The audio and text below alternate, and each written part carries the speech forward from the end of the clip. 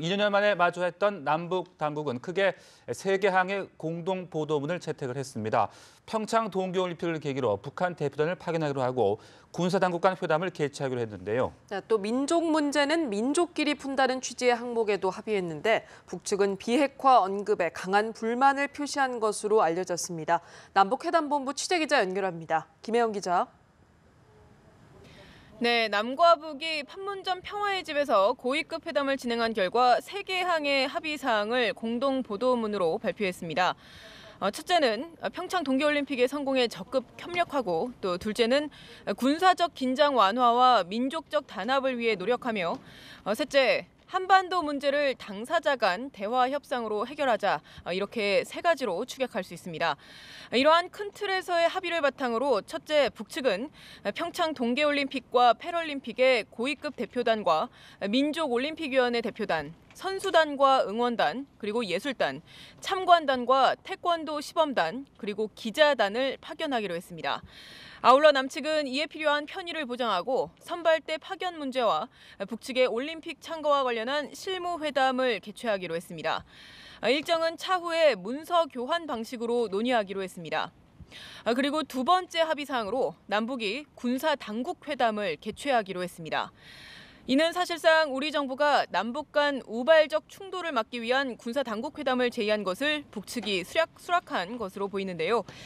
다만 북한이 한미연합훈련과 미국 전략자산의 한반도 전개 중단을 조건으로 요구했는지 여부 등은 아직 알려지지 않았습니다. 세 번째 합의 사항으로 남북은 남북관계 개선을 위한 남북 고위급 회담과 함께 각 분야의 회담을 개최하기로 뜻을 모았습니다. 북측은 이와 관련해서 우리 측 여야 그리고 각계각층의 단체와 또 개별 인사를 포함해 그 누구에게도 대화와 접촉, 왕래의 길을 열어놓겠다고 했습니다. 한편 리선권 조평통위원장은 우리 측 조명균 장관이 오전 회의 기조 발언에서 비핵화를 언급한 데 대해 강한 불만을 표시한 것으로 알려졌습니다. 아울러 군 통신선이 지난 3일에 개통됐다는 사실을 밝히면서 왜 오늘 개통한 것으로 공개하느냐고 역시 불만을 드러낸 것으로 전해졌습니다. 네, 그렇다면 이사하는 가족 상봉을 위한 적십자 회담 관련 내용은 거론이 되지 않은 것 같은데요. 보도문에 포함이 되지 않은 겁니까?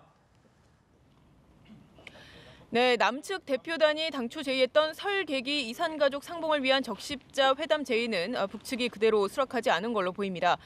조금 전 공개된 남북 공동 보도문에 3개 항에 적십자 회담이라고 명확히 적시된 내용은 없었는데요. 다만 남북관계 개선을 위한 남북 고위급 회담과 함께 각 분야의 회담들도 개최하기로 했다고 해서 가능성은 여전히 있는 상황입니다.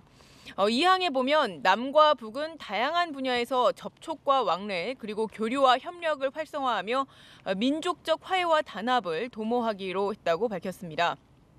후속 실무회담 등에서 이와 관련된 진전된 논의가 이루어질 가능성도 배제할 수 없어 보입니다. 네, 북측이 서해지구 군 통신선을 복원한 사실도 공개가 됐는데 판문점 채널에 이어서 이렇게 군 통신선도 복원되면서 남북 상시 협의가 가능해진 거죠? 네, 그렇습니다. 지난 2016년 2월 개성공단 전면 중단으로 끊겼던 연락 채널이 모두 정상화가 됐습니다. 이에 따라 남북 간 소통로가 재가동되면서 남북 관계 복원의 물리적 토대로 마련이 됐다. 이런 평가가 나오는데요. 북측은 회담에서 서해지구 군 통신선을 복원했다고 밝혔고 우리 측도 오늘 오후 2시쯤 군 통신이 연결됐음을 확인했습니다. 다만 앞서 말씀드린 것처럼 군 통신선의 복원 시기가 북측의 주장과 남측 대표단의 설명이 달라서 이 부분은 추가 확인이 필요해 보입니다. 일단 정부는 내일 오전 8시부터 군 통신 관련 유선 전화를 정상 가동하기로 했습니다. 이에 앞서 판문점 연락 채널도 서해 군 통신선처럼 전격적으로 복원됐는데요.